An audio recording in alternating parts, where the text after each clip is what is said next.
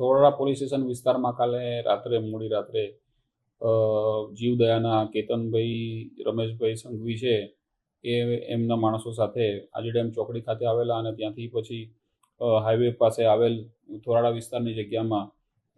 પશુ બલિ ચડાવે છે એવી માહિતી મળતા તેઓએ વેરીફાઈ કરતા જગ્યામાં ચૌહાણ પરિવાર દ્વારા માતાજીનો મઠ છે અને બાધા રાખેલી એવું જાણવા મળેલ અને એને બાધામાં બકરાઓ ચડાવવાની બલિ આપવાનું જણાય, જેથી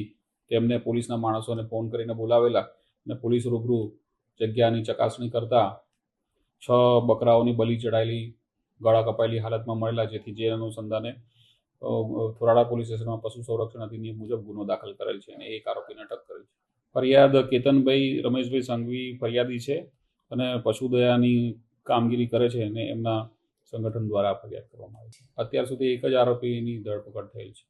એ કોઈની માનતા હતી એમના સમાજના લોકોની અને એના અનુસંધાને આ બલિ ચડાવવામાં